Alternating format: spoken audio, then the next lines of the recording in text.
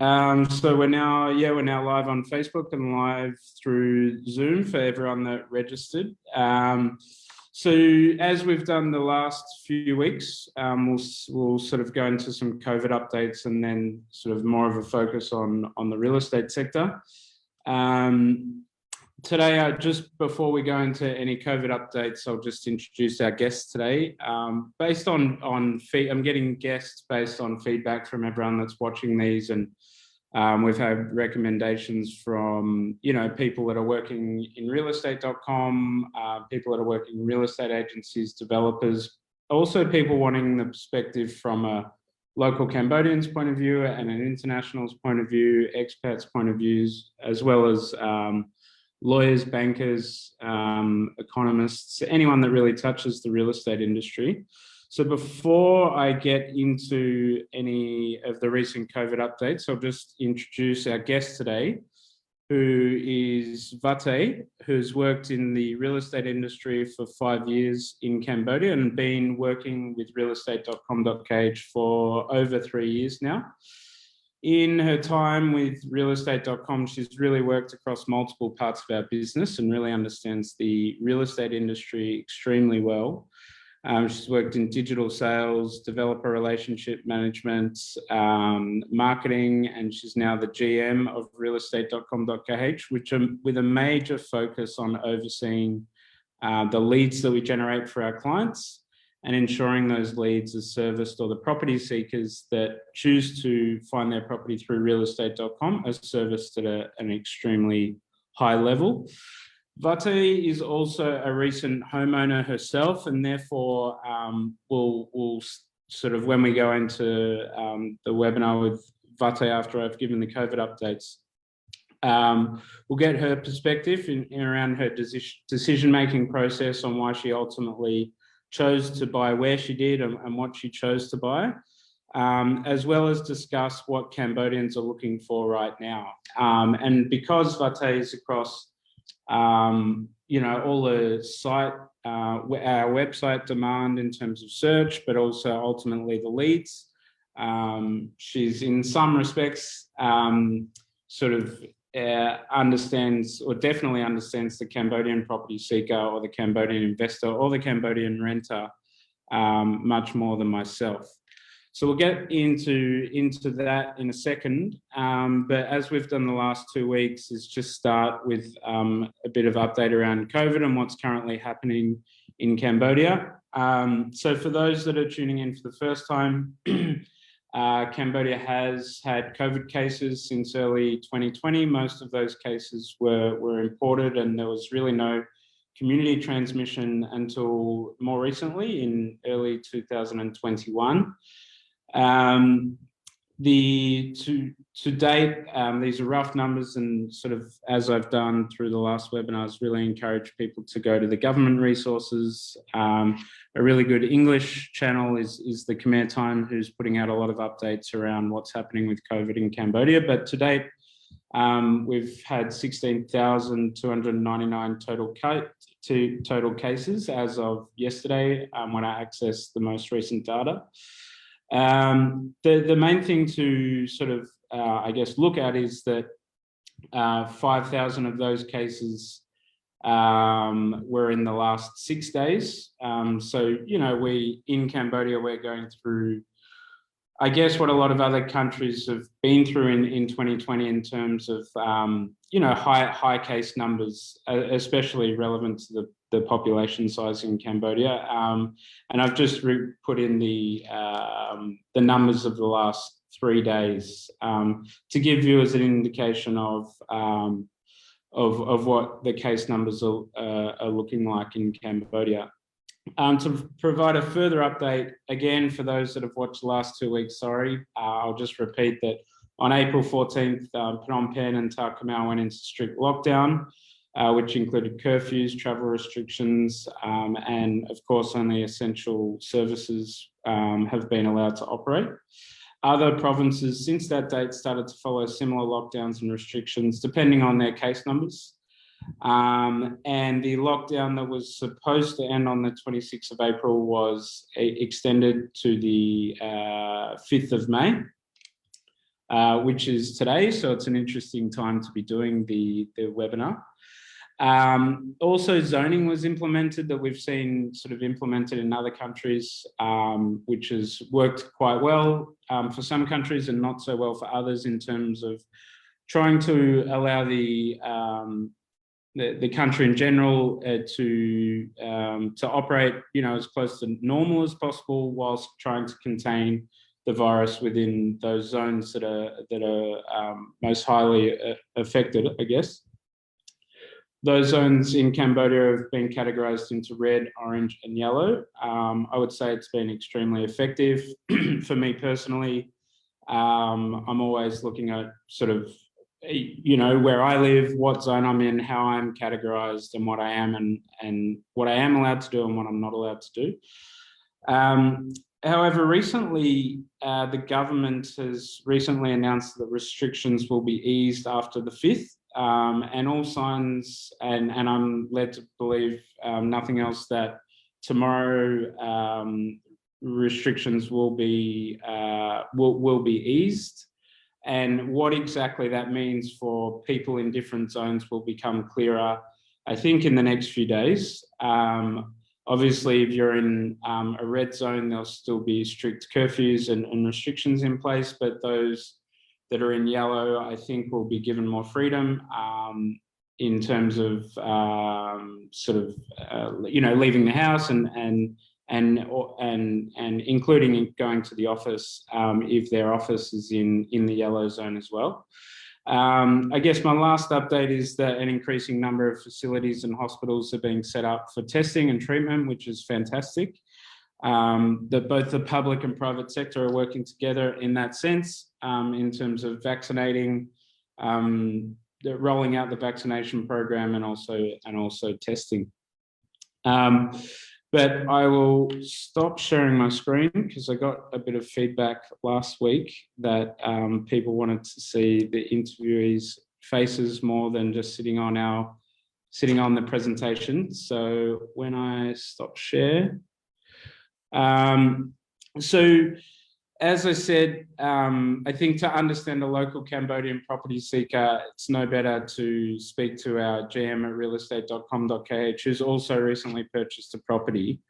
So I guess for all of our viewers, local and international, to start to understand you and your story a bit as a first home buyer yourself, and to give us an insight into the decision-making process for a Khmer first home buyer. First of all, when did you start looking for your first property? Right. Thank you so much for the question. Again, first, thank you for having me in this interview, Tom. It's my pleasure to be here, and a very good afternoon to everyone in this Zoom live stream. Obviously, in terms of my property searching experience, right? As Tom has given a little bit brief of what I was doing with my career so far. So I've been in this industry for around 5 or 6 years, and then I started first in like a condo developer. Like I work with condo developer, and I joined Realestate.com.kh, right? So buying a house for me is some sort of a lot of decision to be made, because I've known about a lot of projects. I've talked to a lot of developers. I've known about sales price and stuff, from a lot of projects, right? So and then I decided that at one point of a time, I remember it was around mid 2019. So I decided that probably it's probably the right time for me to start looking for a house, and it was not something just happened all of a sudden, right? I remember somewhere between 2018 and 2019 there were a couple of projects that start focusing on like affordable housing. So there were houses around the outskirts of Phnom Penh city selling at around starting from only 30K, 40K and above. So I told myself like, oh, it's probably time to start cutting all my expense and focusing on saving into something that can be invested in the future. So yeah, so then from the mid 2019, I started looking for a property. My initial plan was really looking for anything within my affordability, anything that I can easily get a loan for. Considering my current salary, it's not that it's not that much, it's not that little, but really something that will be affordable for me. I was thinking of starting only like two bedroom flat house or something. Yes, that was when I started looking for this kind of property, right? And then around 3 or 4 months, I started that, probably I found the right one. So I put a down payment to one project, somewhere near National Road number 4. It was end or early 2020, which is only a few months before the first COVID outbreak in Cambodia. So you started your property search in mid 2019, and it took you about 6 months to make that decision for the perfect property. Is that correct? Yes, it is correct. So maybe you can tell us a little bit about the area National Road 4 and other areas that you considered during your sort of property search and during that buying process, and why you ultimately chose that area around National Road 4. So what other areas did you consider when looking for property? Yes. So let me take this a little bit back to like a general way of how people would be looking for property, and especially in terms of like Cambodian people, in my opinion, right? So number one, normally I would believe Cambodian people would trying to look for any any area they are most familiar with, starting from where they will be working every day, or where they are currently living, or where their relatives or friends are living, and that they usually visit, and they saw that area pretty well. In my case, my current house is in Chojangwa. So ideally, I want to make sure like my actual house, because the current house that I'm living in and sitting in right now is my parents. So I want to make sure that mine is not somewhere far away. It's just, it will be a lot easier to come by my parents' house and stuff. And I'm really familiar with the street, with the area, with the amenity here. So yes, I was starting first in Chojangwa. There's a couple of reasons why I couldn't decide on buying the property here. It's because this is my first home, right? And I'm still in my mid 20s, and I'm still in the like in the age of like saving and trying to make sure I can own something and not spending this on certain other things that are not really helping me in the future. So having said that, I didn't have enough capacity from a financial point of view to actually get something within my area that I would like to. But then when I start choosing that area, which is something that I didn't completely think I would be living in the future at all, there's a couple of reasons, right? So the first one is like I really love the house and how the house are putting out. So that's the first things I love about it. The second one is that it's really affordable, right? In terms of the payment plans, I do a lot of calculation. I do a lot of check up with the banks, with my friends working in the financial sector, trying to see about this area. I've talked to a lot of friends working in the real estate industry, trying to learn more about the future of that area. These are all combined, and I start familiarize myself with that area more and more and more. And that's when that's when I start to have like my final decision that okay, probably that area near National Road number 4 would be where I focused at, right? I I usually visit that project almost every week, just to see how much it is changes, just to see like what's the traffic look like over there. I even see like what types of vehicle, how's the growth of people living in that area, just to try and see like, is it like a positive sign, or is it like a slight grow or slim grow of that every days, every week, and every month, or is it like a really stable and nothing so much changing in that area at all before I started to really buy that property. Yeah, and so what is outside of the property that you bought near National Road 4? What are some of the things that gave you the confidence that are happening in that area, that sort of you felt like you could live there today, but also sort of what's up and coming in that area that really made you say this is the right location for me? Right. Thank you for clarifying on this point, right? So a couple of things that I also take into my consideration back time. Number one, I go to that area and I start seeing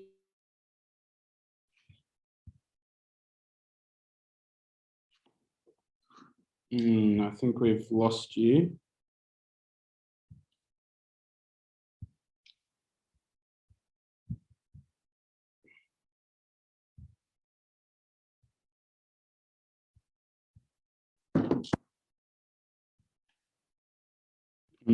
We've just lost our guests for a second. I'm not sure whether you can hear me, Vate,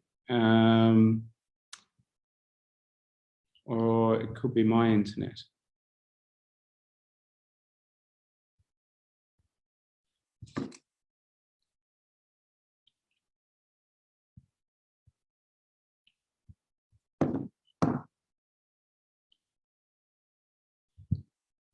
Just give me a second, guys. We'll try and get the guests back on.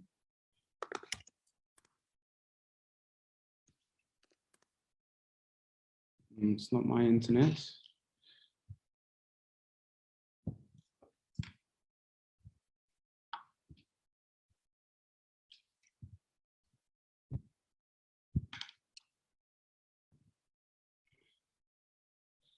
Sorry, guys, for everyone's watching. We've just lost our guests. Just give me a few minutes while I get her back onto the call.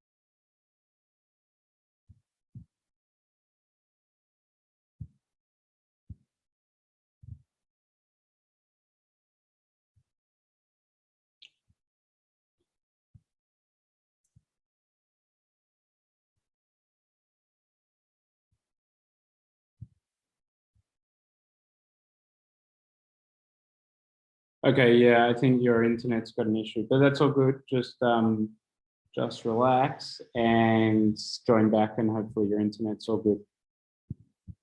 All right, awesome. All right, perfect, Vate. Thank you so much for calling me, Tom, and apologize everyone. You know, that's one of the bad things I hate about working from home. It's like your internet's not going to be good as you're working in office. No worries at all. So let's pick up where we left off. So we were talking about National Road 4, and I just want to know like, so, what's coming up. Yep.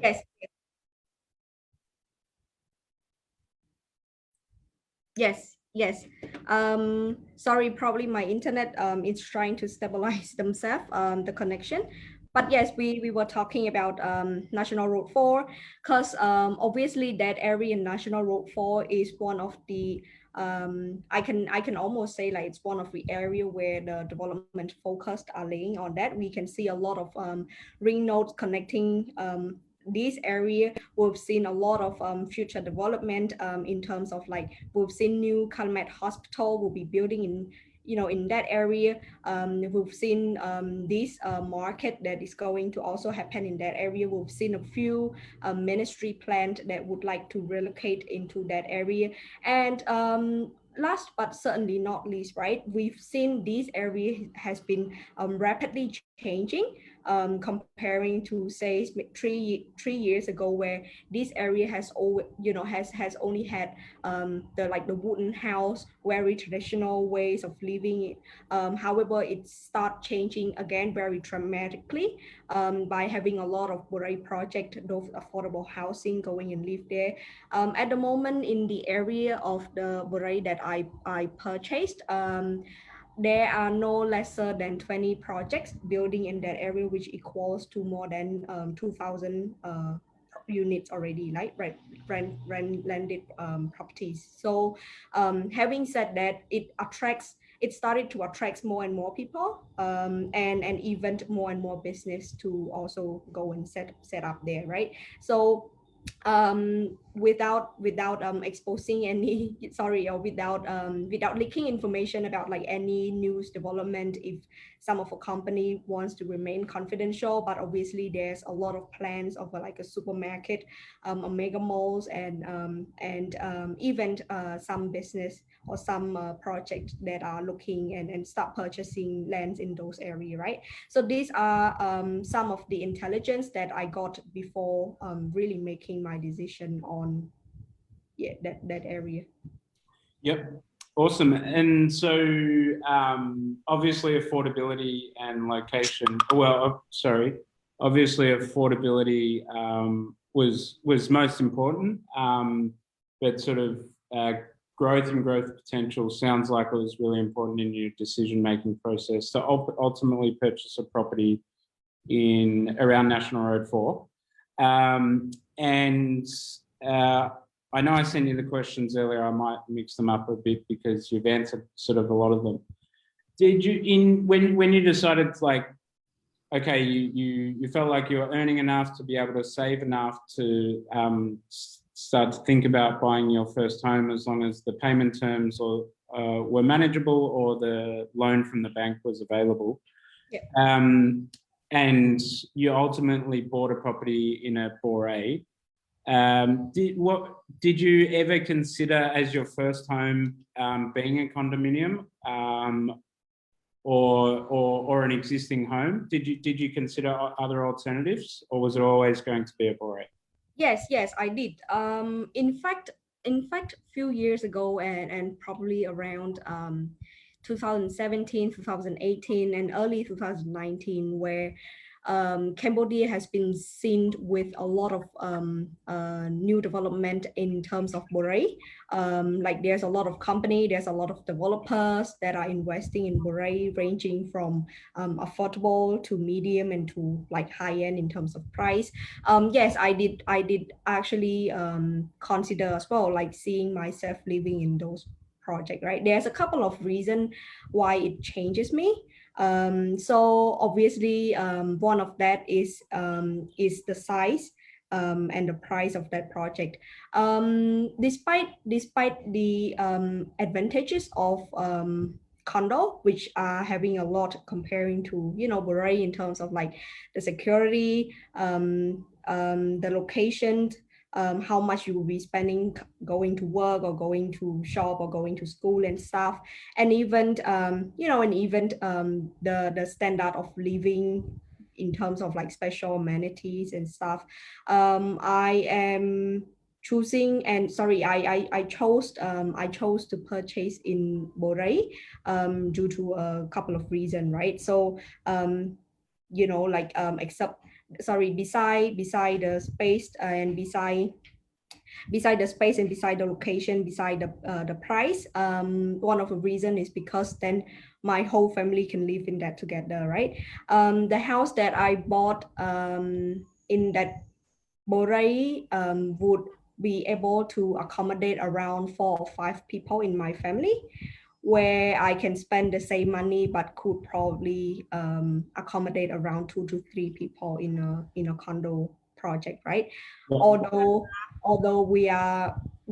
I would call myself as someone in a like younger generation. Of course, we love having those lifestyle. We have the internet. We've seen all of all of the beauty of living in condominium, of course, is the dreams of like young people, right? So I do actually thinking about that. But what I also think is like, as long as I choose my first home, which is the landed property properly, I can easily make a better move by like selling them or even renting them in the future, and having to be able to relocate to somewhere nearer to where I want to be. And in other sense, it will be condo, like being able to live in a condominium. So you're ultimately, which is a good segue to my next question. You ultimately decided to purchase a landed property in Abore, which is obviously very common, even for the younger generation Cambodians. And there's that motivation to buy that house where they can live, but also their whole family can come and live. Which is very different to my culture in Australia, where when you're pretty much 18 years old, most people can't wait to move out of home and start renting. And typically when we buy our first property, it's not the whole family coming to live with us. So that's certainly something that's very, it's common in some European countries and other countries, and something definitely here in Cambodia and across, other parts of Southeast Asia. Yes. But you did consider sort of weigh up the option of buying a condo as your first home. And I think you just mentioned like sort of you starting to think for your second home, you would consider a condo in terms of having that option to live there. You can rent it out. You could be closer to work and things like that. So whether or not you're sort of starting to look for that condo right now, what are sort of the factors you're weighing up in your mind in terms of choosing a condo now that you've purchased the property in Abore? Right. So I think so this question is a bit subjective, right? And that will be depends on each case. I'm saying this just to benefits to our viewer. If they were if you guys are also having the same plan as me, which is owning a land property first and jumping into a condominium property, right? So the way I'm trying to manage myself financially is to make sure that, number one, I'm capable of still managing the monthly loan that I have to pay back to the bank, while allocating some of the budget for the expense in order to drop that into like the second sorry, how do we call that, in order to pay for the down payment in a condominium, right? So having said that, to choose the second property, there's a couple of reasons. I have to make sure I'm ready first. So for example, like I have to make sure I have paid my loan with the bank. At least I only have like 30% remaining or something, so that I have more flexibility in spending my the portion of my monthly income on something else, right? The second point that I would have to consider about this is how flexible as well is the condo minimum payment schedule that I have to accommodate, and to make sure that it's not clash with what I'm having at the moment, right? Overall, I still have to make sure that this expense will stay at a maximum only 70% of my current monthly income, to make sure that I still have a margin to freely spend on my basic living expense. Having said that, choosing the condominium that would have a flexible payment terms, flexible in terms of like I can pay probably up to 25 years, or there's an option that I can put down some payment, but also benefiting from like the GRR of that project. To our viewers as well, just for your benefits, GRR is guaranteed rental returns that you would get from a certain condo development, that they would guarantee renting your units and giving you back the monthly payment, right? Something like this. Because what I would perceive of my second home is it's not something that I would want to live immediately. It's probably something that I want to live eventually when I'm old, or occasionally when I want to. But it should be a source of profit that has to be at least 70% or 80% capable of paying their own expense. In other words, is paying their own loan, right? So it has to be happy. It has to be able to have me paying off, or even like paying off the loan by themselves using that condo to rent, something like this. Yeah. Yeah, makes complete sense. And interesting that you mentioned guaranteed rental returns, because it's obviously something that you mentioned. So you would look for guaranteed rental returns if you were to purchase a condo, because you're looking at it as an investment. And so that gives you some safety that there'll be some, early returns. And then the idea is to find a renter that can cover your repayments. Yes. Okay, so then I'll skip question 6. So in your position with Realestate.com.kh, you are really in a unique position in terms of understanding demand from both an international buyer's point of view, all the way through to a local first home buyer, people like yourself, and local investors as well. What are Cambodian investors looking for when purchasing a property, and what type of property are they looking for? So I guess the major categorizations is obviously landed property in a bore, and condos as well. So maybe we can start from the point of view of a local investor. What are they, based on sort of your market knowledge, but also like the leads that are coming through realestate.com? And we can also break that down further to say, like, what was the trend in sort of 2019 compared to right now, in sort of the middle of COVID. So what did you see from Cambodian investors up until 2019? Yes. So from okay, so before 2019, right, or before this COVID outbreak, we've seen the preference of the local people in terms of the property type and location that they are looking to invest is quite different from what we're seeing now, to a certain extent. I would say most of the local investor previously was looking, like a majority of them are looking at land or like a off-plan boerdery, really, right? But most of their focus, and the area that they are focused is more on an outskirt and more of like somewhere near Ring Road, for example, like Road 51 and the third Ring Road project in Tak Mai near the airport and something like this.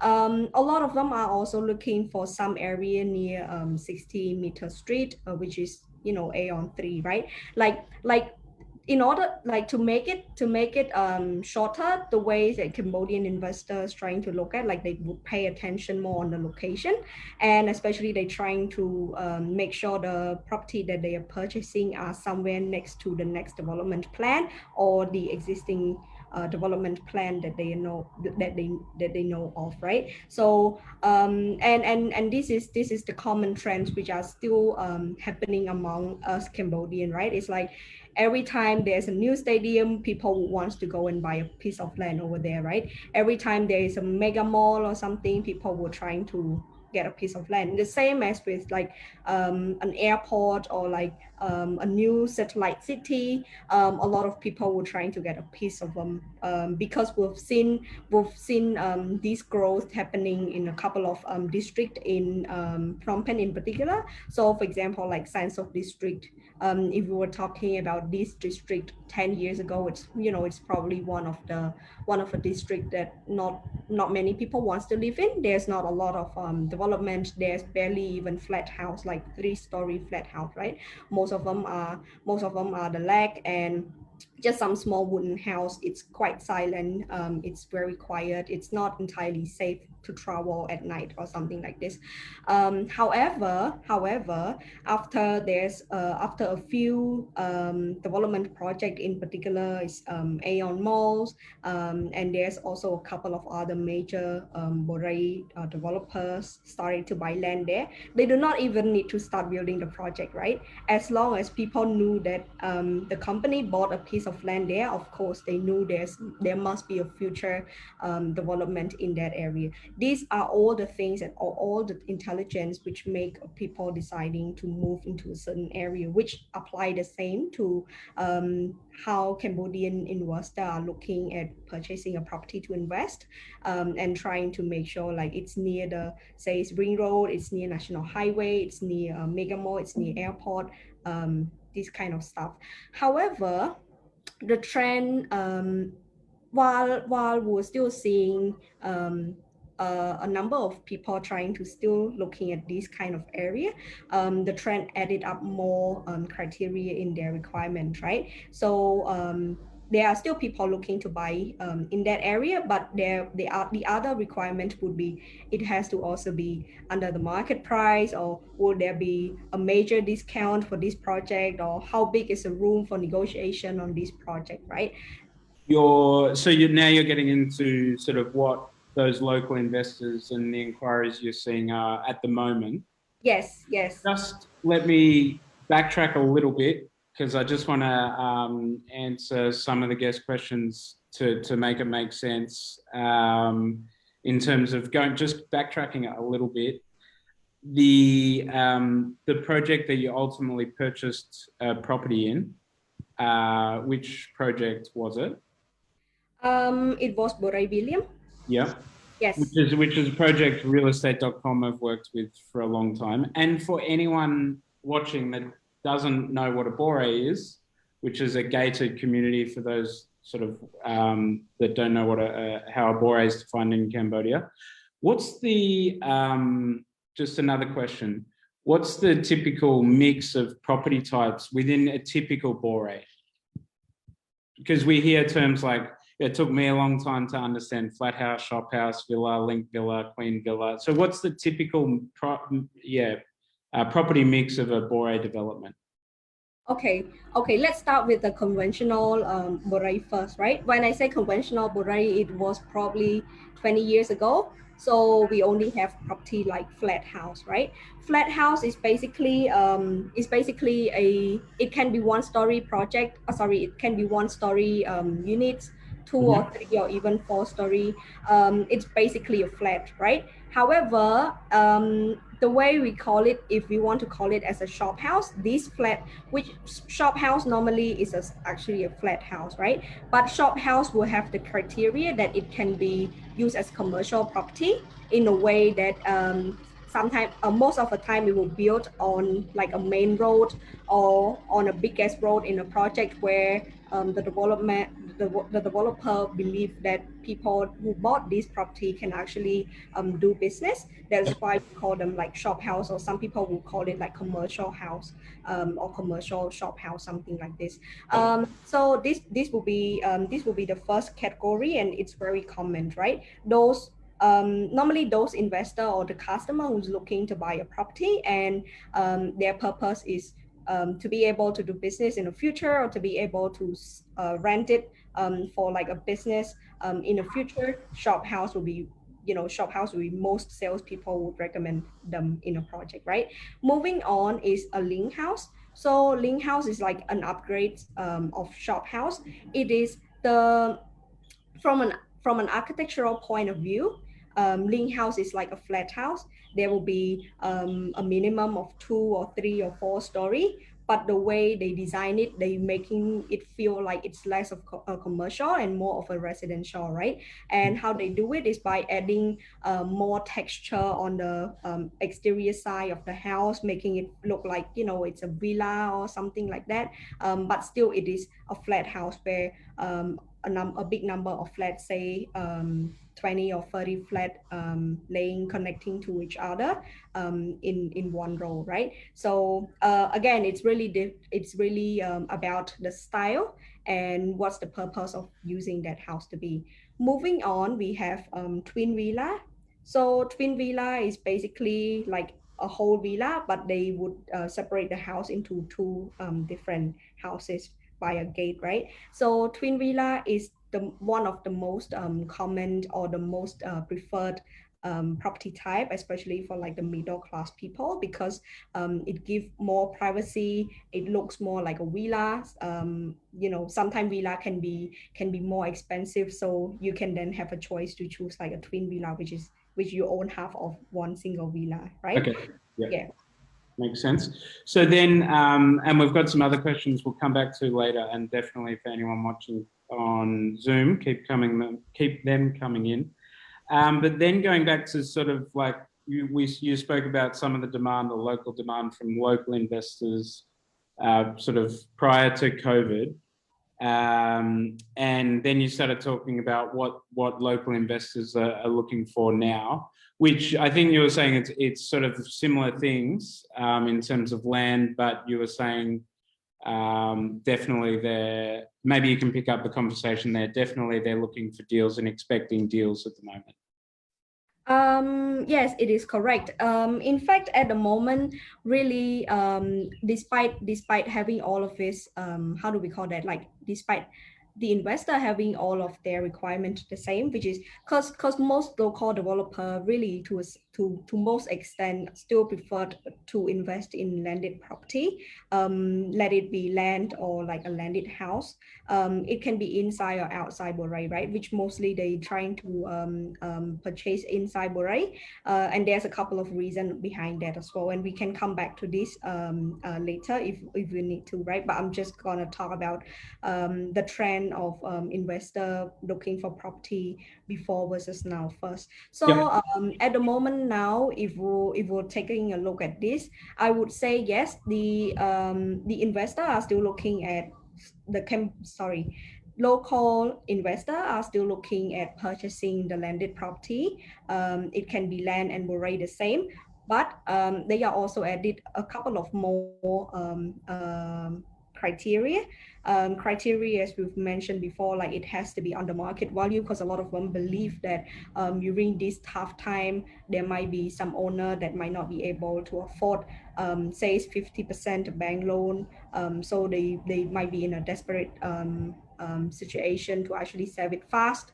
The other reason, sorry, the other criteria can be sometime the same person who used to the same person who used to look at buying land and property in Borei, they are now looking at any property as long as they are under the market value, right? Like the percentage or how much lower at the market value of a property also plays a major role in the local Cambodian investor investing in a property, right? Like let me take a case of one of our client that we've just assist them to purchase a condo, right? She is a middle-aged housewife.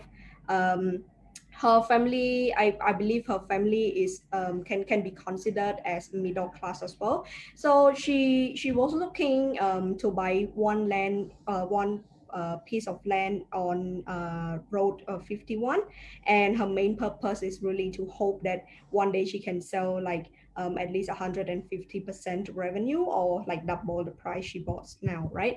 However, after the situations coming in, she feels like, oh, it's probably not really safe to really spend money at the moment. So she keep consulting with us first, like, oh, which property should she invest? She heard that during the tough time, it might be a good time to invest in property. So she keep consulting with us, and I believe it was after 3 months that she started to change the way she looked at the property totally. Because before, when we used to recommend her to look at a condominium property, because her main purpose was to invest, right? But her feedback previously was like, no, I'm not going to invest in a condominium property. I'm not having enough land. I cannot plant anything. It's really difficult. I have to pay maintenance fee, something like that, right? However, after after consulting with her and really understanding the market at the moment, she start opening more and more to properties under the market value, and she worry less about like property type that would, that was her preference before, right? Yeah. Yeah. So that's so I think that speaks to obviously last week I had the same or similar conversations, and I wanted to be sensitive to what's happening to some homeowners in terms of having to sell at the moment, because obviously their income's been affected and stuff like that. But are you seeing this from, I guess, cashed up investors, both local and international? That are they coming to you at the moment in sort of saying like, look, I'm willing to look at anything at the moment as long as I can be led to believe that it's under market value? Do you feel like is that the same across a local investor and an international investor? I do believe so. In fact, we've seen an increase of like cash upfront buyer coming to us comparing to before, right? Because like despite all these properties selling under the market value, some developer, especially those with the cash upfront, did come to us and even ask for more for more discount, saying like, oh, I got cash in hand and stuff, right? We did have, I would say, 70% of of the property seeker that are coming to us these ways, whereas another 30% they might have some money, but they still do not want to use all of them. Yeah. Although we knew that they can easily get all their cash upfront for those property, right? And mostly for like the for Cambodian people in particular, because normally, and I'll be honest with you about this, right? Normally, it's only savvy investor that are looking to invest in this period, right? Yeah. Like sometimes even if you're a middle class or like a high income people, if you're not really looking to invest or spending money during this time, you will still choose not to, even Yeah. though you're Of course. capable, right? Yeah. So having said that, most people, although they want to invest, but they're still trying to hold some. And there's a couple of reasons why they hold some of their cash and not spending them wholly into like purchasing the property, right? A couple of reasons. Number one, they can use it to renegotiate for even lower price, and number two, they want to make sure like they don't inject a whole amount in sum at one time, and making sure like they do it gradually, by only supplying the first amount to make sure that it can at least help the seller to deal with the situation first, right? Yeah. And while this is a trend for the property seeker.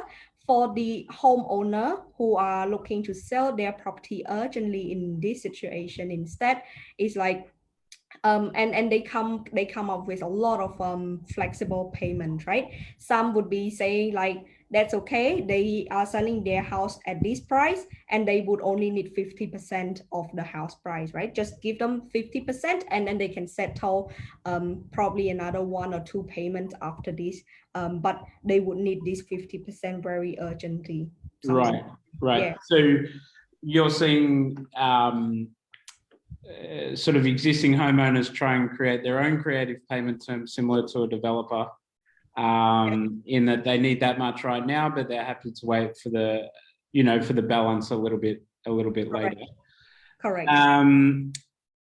Just another question. We talked about you bought us an affordable in an affordable housing project, or it's sort of not the super affordable housing sector. It's an established Bore and quite a Bore Williams, quite a sort of strong name now in the Bore market. But you bought on the outskirts. It was driven by location to a point, but certainly by price, and the infrastructure that's currently there, as well as the infrastructure that's sort of in the pipeline.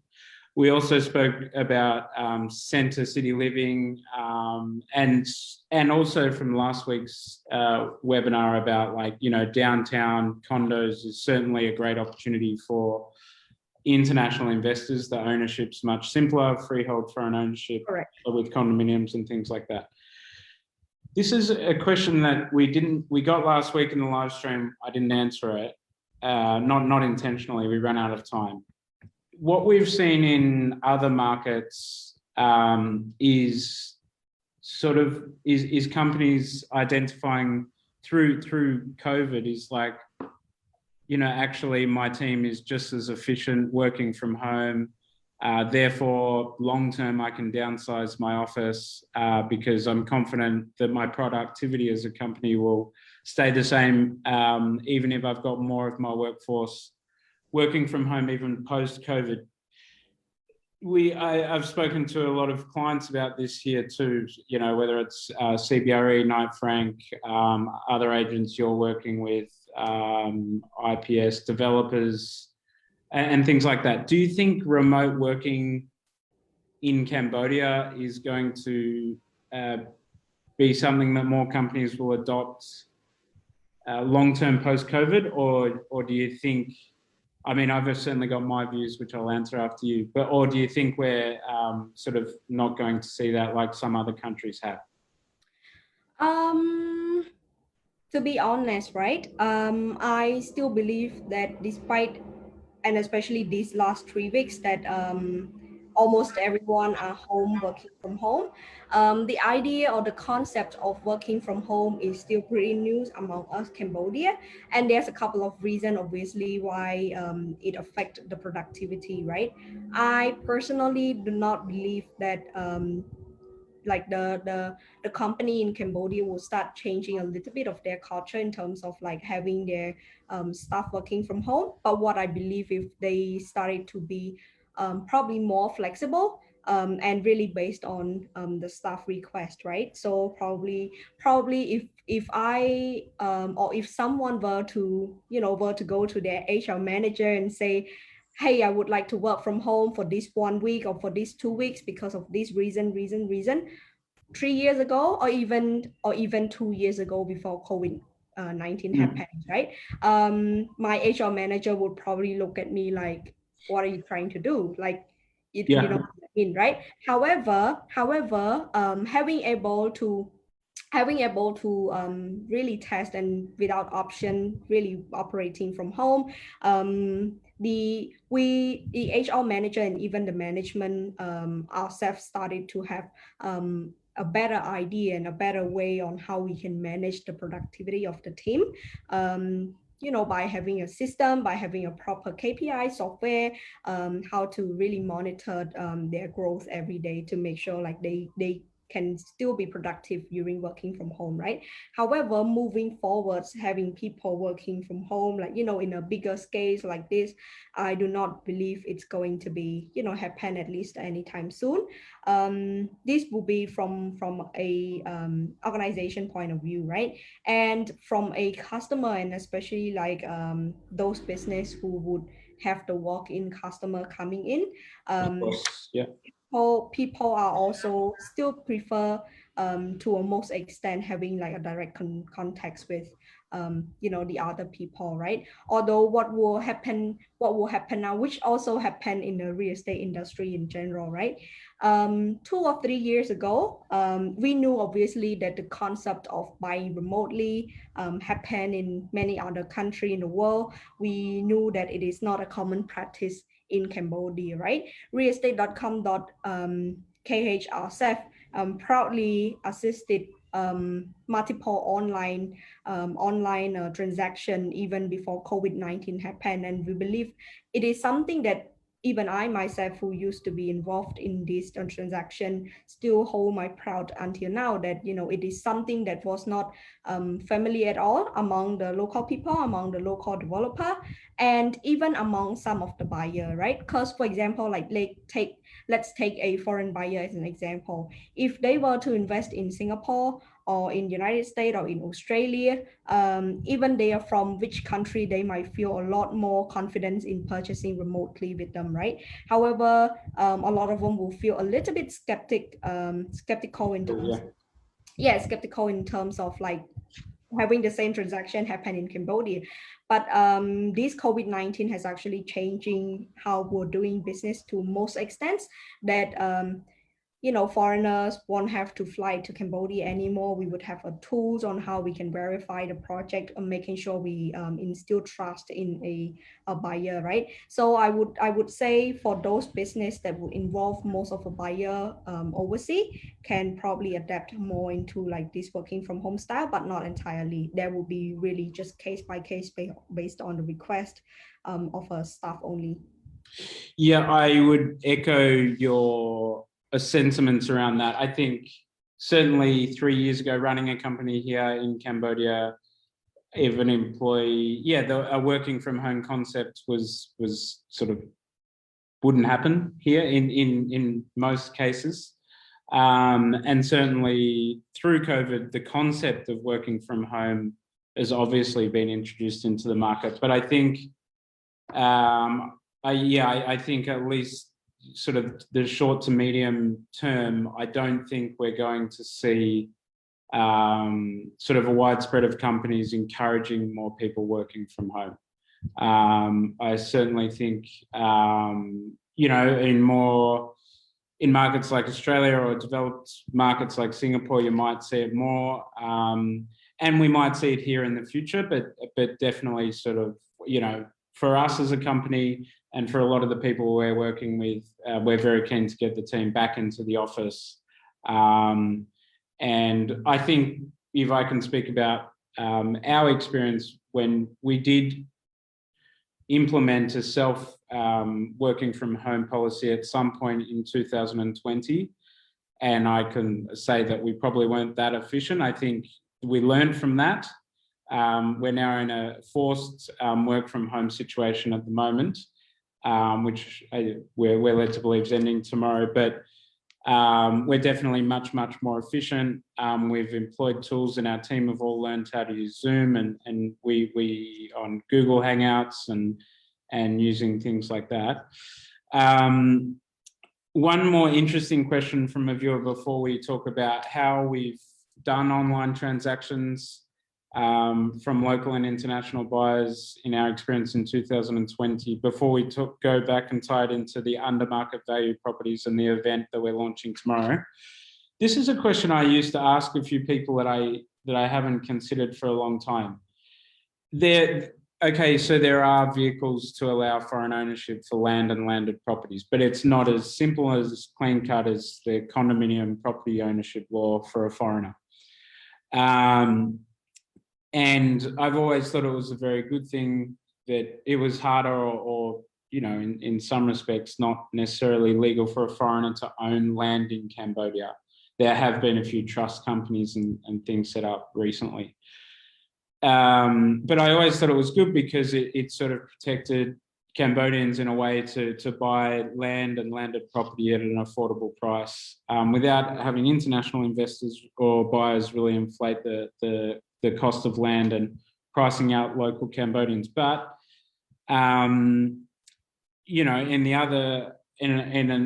another argument could be that if it was easier for a foreigner to own land in Cambodia, then foreign direct investment increases and it helps the economy. From a local's point of view is the question, from a local Cambodian's point of view, do you think the Cambodian government will ever allow or easily allow foreign freehold ownership of land in Cambodia or landed property? Have you thought about this? I cannot hear you. Sorry, guys. Sorry. Yeah. Yes. No. So yes, I did thought about this, and as a matter of fact, I'm still thinking about this, especially when we have a lot of property seeker coming to us and really consult with us about how can they own a landed property and stuff, right? So just before I cover the question directly, I would want to give a little bit overview about this situation a little bit. Most of the time, right, when people or when foreign customer are looking to buy your own landed property, there must be a certain purpose, right? Either the reason be they do not know pretty well about the Cambodian ownership law, or they want to own it for a certain reason. For example, like they might want to own a big piece of land, and there might be about like the how do we call that, like the confidence issues, in terms of not having a reliable partner or something like this, and wanting to make sure like there's no unfortunate there's no unfortunate event that would happen to them happening, these kind of things, right? However, for me personally, which I might be wrong, right? But for me personally, I do not believe that the Cambodian government will be implementing a freehold on the landed property or land to Cambodia, to foreign buyer anytime soon in the future, or even ever, right? And there's a couple of reasons involved in this, and one of the main reason would be a protection that you've mentioned is one thing, but also protection, as I'm echoing what you've said, right? So protection is one thing, but another things would be from the political point of view, right? Like having foreigner to actually own a property would be something that might be a subject to discuss dramatically among political parties. So having said that, such discussion will also probably to some public's disagreement, something like this. So it's probably even a more complicated things to deal with, right? I do see how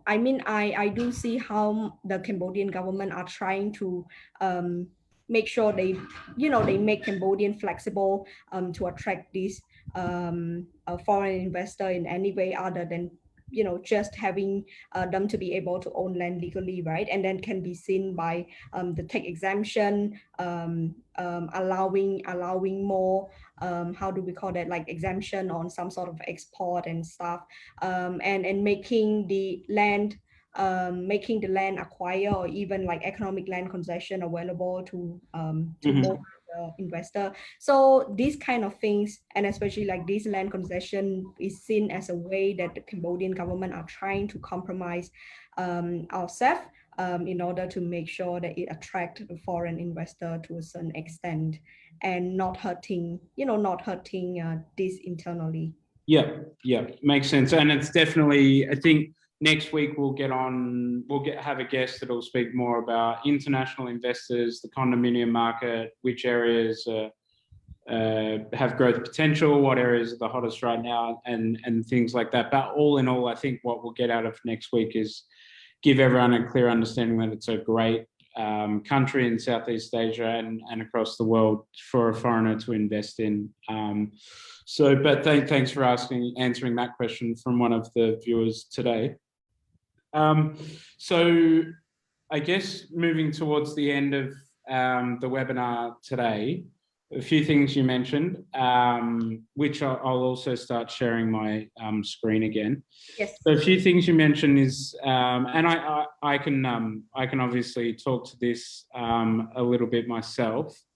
Sorry, I'll just find the right window. A few things you mentioned was obviously the demand at the moment for under market value properties, whether that's new developments, new development condos, or new development bores, but also under market value resale properties. You also mentioned that Realestate.com.kh, we successfully did 100% online transactions in 2020.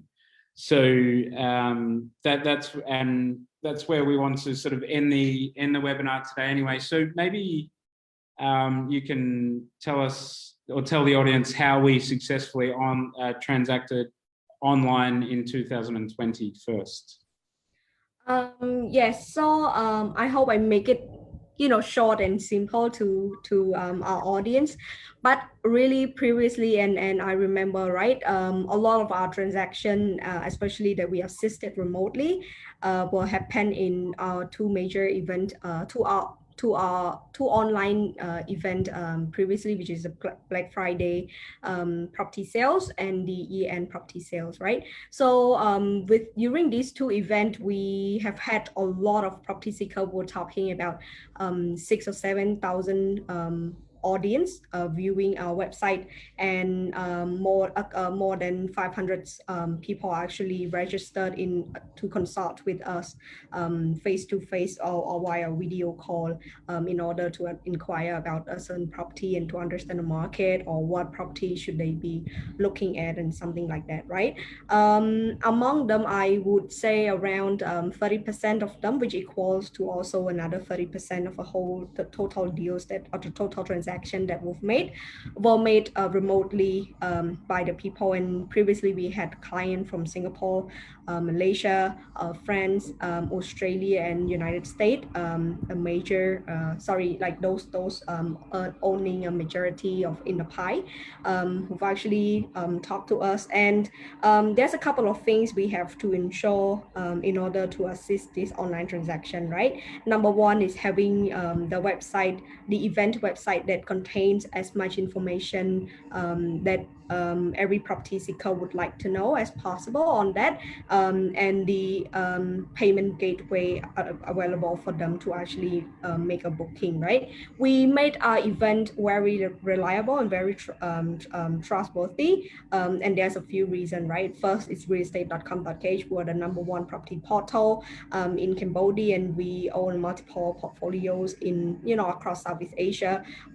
We've had a lot of trust, and we've been in the market for more than 10 years. So we have been assisted both local and international buyer and renter from all over the world to come into Cambodia before really starting off with this online event, right? So this is already already like the first point of how we can build reliable and trust among the people. Number two is selecting the property and making sure that these property are trustworthy, like the developer has the proper name, has proper credit. We give we will put like a developer website to make sure people can even do their own research on the developer themselves before really like putting an inquiry or putting a purchase on that developer itself.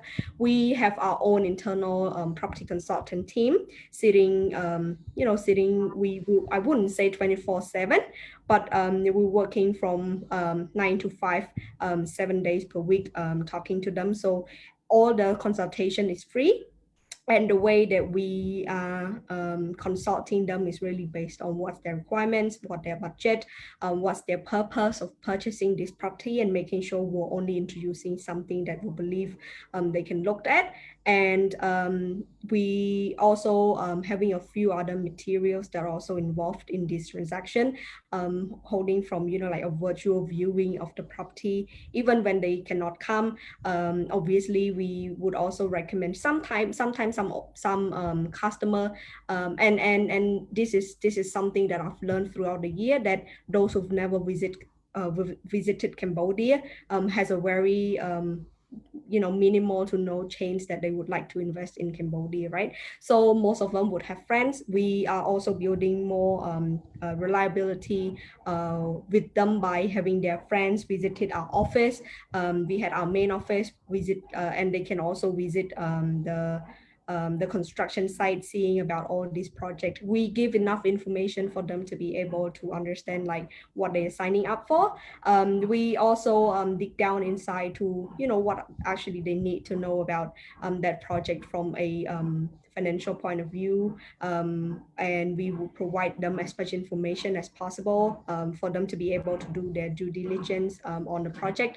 Having said that, again, that this process might last 3 days, it might last 1 week, it might last 2 weeks. We are giving enough time for the property seeker to be able to carefully look after all of this before really making their last decision.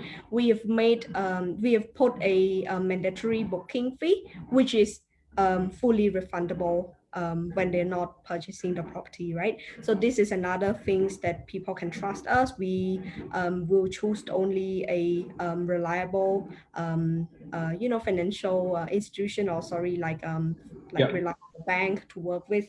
So basically every step that we that will put in this online event are made for the benefits and for the safetyness of spending of our property seeker.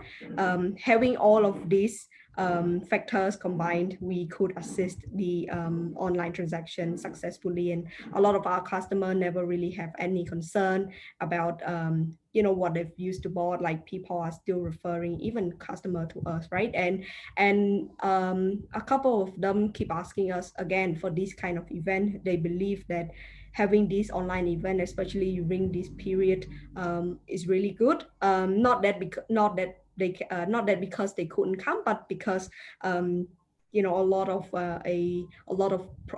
owner are willing to sell their house in a lower price. A lot of property or real estate developer are willing to sell their project in a most flexible payment, or even again better price, lower than market price.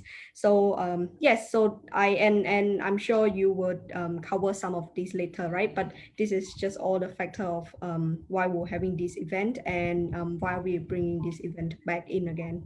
Yeah, the only thing I'd love you to touch on before I sort of just summarize what we did last year and what we're launching tomorrow and the differences is last year, and I asked our guests last week the same question. Last year, we went to all of our agency clients and got the best deals on resale properties and the properties that were under market value, and then went to all of our developers, bores, and condo developers and got the best deals for sort of people that really wanted to get into the market at a good price and buy the properties at a good deal or under market value.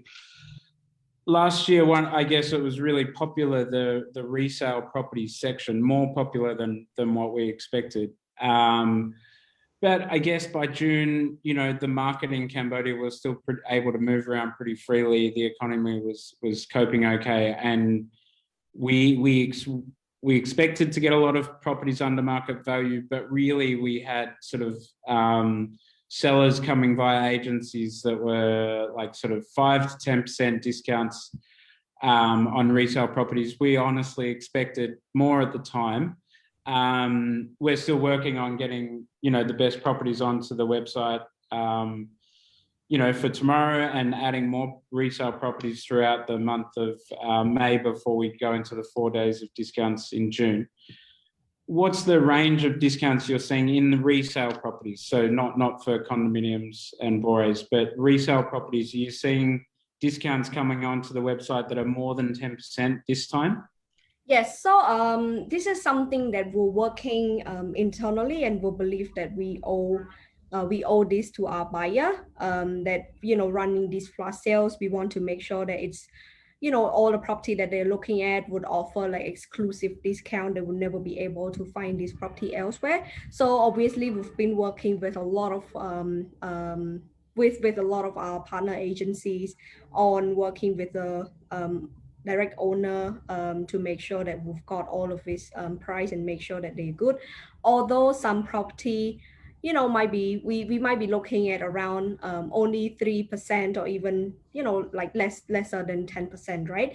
But again, in order to make sure that this property, this online flash sales event has run, and it's actually give like the best discount price for the people. We're trying to make sure like the property that we'll target are at least 10% above the market price.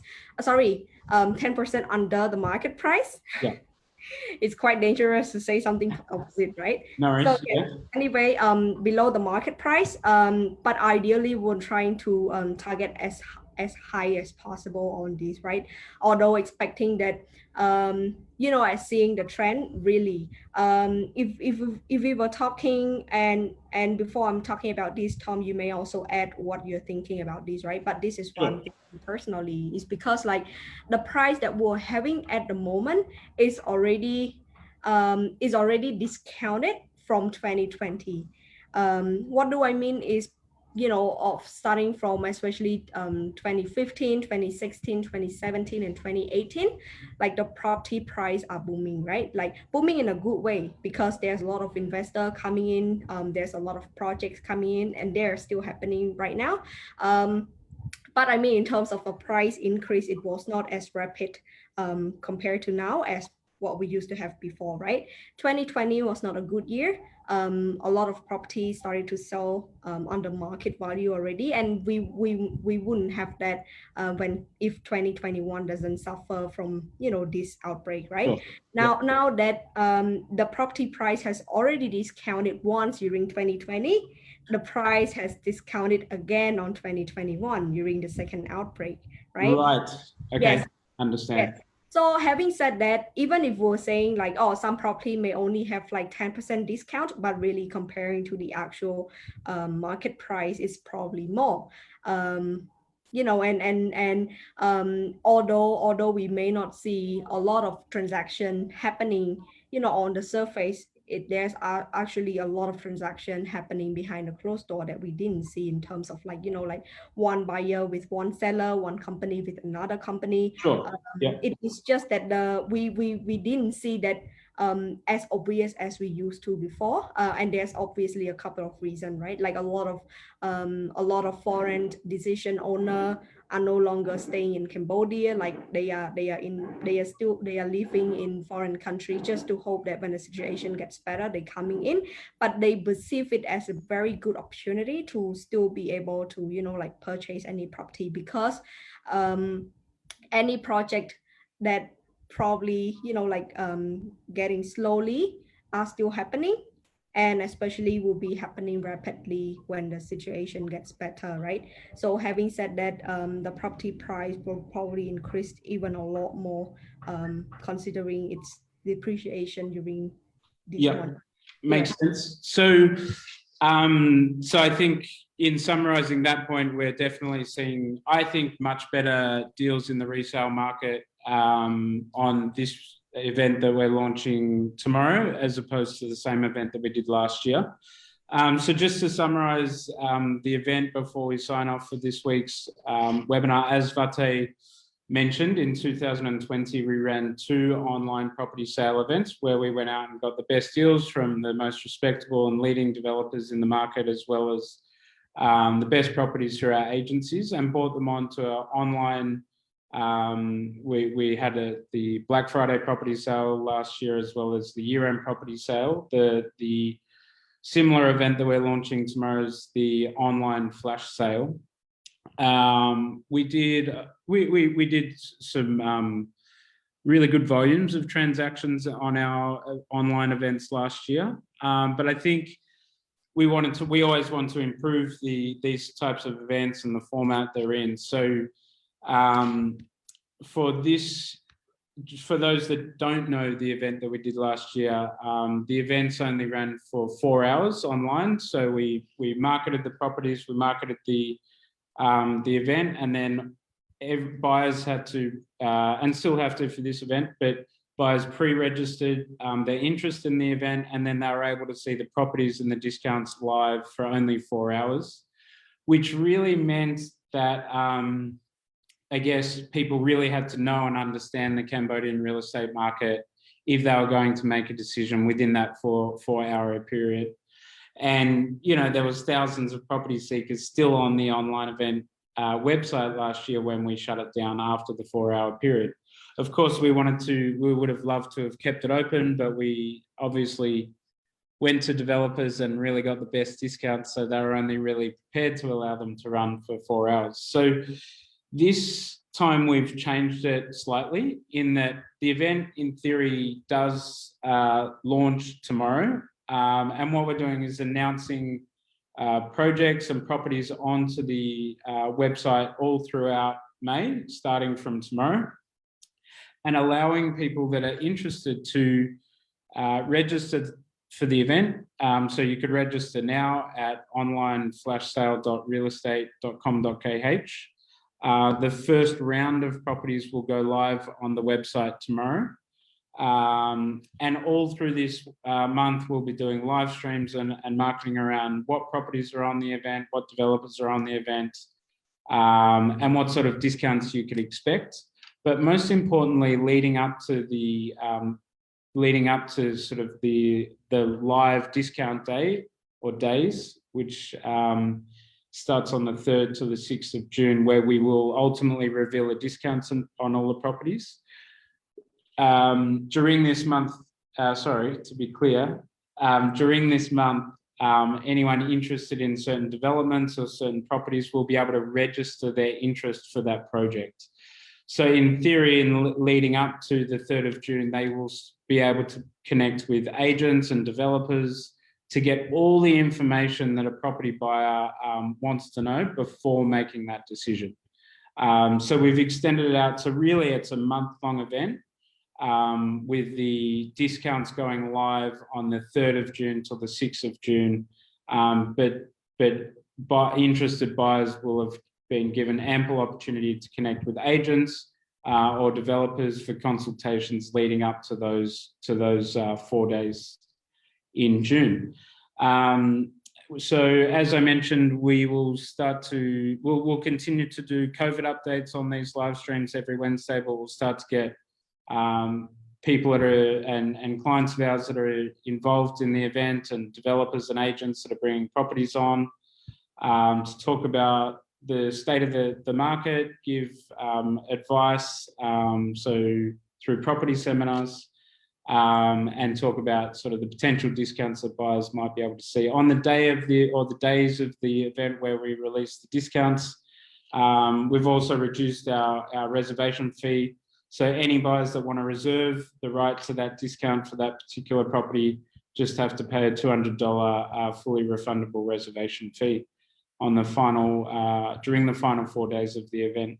But Vate, thanks for your time today for the live stream. I know you've got a very busy day and a lot of things to do. So thanks for taking the time to give us a Cambodian buyer's perspective on the Cambodian real estate market. So that's all for today, and thank you very much. Thank you so much, Tom. Thank you, and thanks everyone for sticking up with us. Since the first tune in until now. If you have any other question or topics that would like to hear more from us, you can probably drop down something, and we can see we can try to make sure we cover enough information so that you can get more of that from us. Yeah. Okay. Yeah. Okay. Thank you so much, Guy, and thank you, Tom. I'll talk to you again soon. Bye bye. See ya. Thank you.